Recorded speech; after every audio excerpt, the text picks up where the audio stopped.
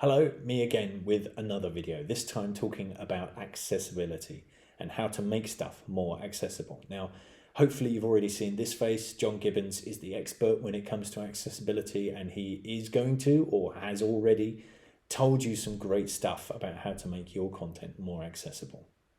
This is the thing that I find about accessibility, is that it doesn't really matter to you until it matters to you. It didn't really matter to me much a few years ago, but my vision has been getting worse. And now I make more use of accessibility features on my computer and on the web to make sure that text is big enough and clear enough so that I can actually read it. Me from 5 years ago didn't really care, but me from today does care. And that's the point about accessibility. Not everyone notices it or is bothered about it until it matters to them. And then they are bothered about it. That's why it matters to everybody. So John is definitely the person to talk to you about the technical side of accessibility, of making sure that your content is technically, genuinely, properly accessible on the web. And I'm going to talk to you about some related, less technical things. This is one of my favorite examples of accessible content. I took this photo at the Eden Project in Cornwall quite a few years ago now. They had an art installation there at the time made of old fridges piled up high so that you could write messages on them with magnetic letters. And the fridges were resting on a wooden base, and on the base they had written these words: "Please don't stand on this wooden bit, thanks." I took a photo of this because the language struck me. This is human language. This is basically the way that parents would talk to their children. And on the day, it was mostly children who wanted to climb into all the fridges. Parents would say something like, "Please don't stand on the wooden bit, thanks," rather than something more official, more officious. And that's the problem with most organizations. When they want to sound official, they feel like they have to sound officious. They have to talk in that official language, that language of officialdom. Here's another example from a shop. There's loads more upstairs. It's the kind of language that a member of the shop staff would use if they walked past you as a customer and saw you looking confused. There's loads more upstairs. Again, they could have put this in a more official way. They could have made a longer sign, but they didn't. And the problem of officialdom, the problem of that official language, is that it's everywhere. Once you start looking for it, you probably won't need to look very far.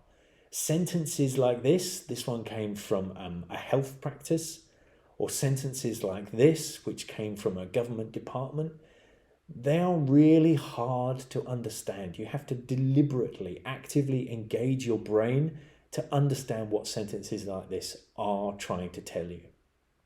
And in your organizations, in any organization, no matter how small, if you encounter language like this, it's a good idea to stop and say, wait a minute, would we use language like this if we were talking to our users face to face, if we were addressing them in person?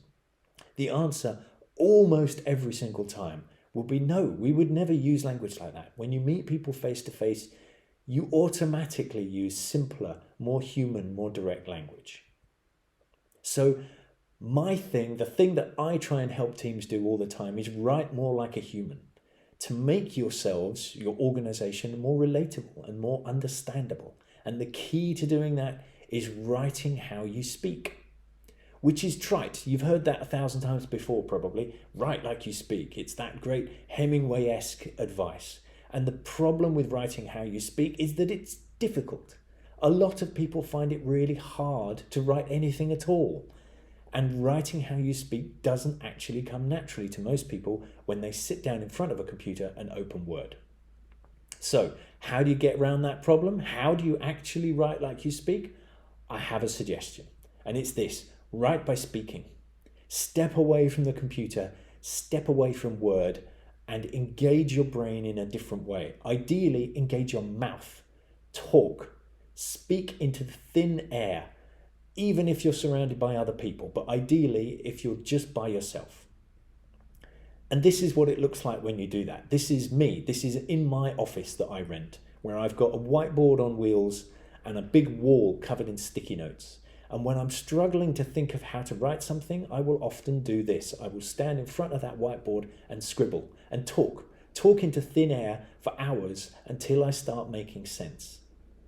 Sometimes the ideas come out of my brain, but I'm not sure what order to put them in. So I might use a technique like this, where I scribble each idea or each thought on a little card, and then I can shuffle them around on the desk to try and help me make sense of them.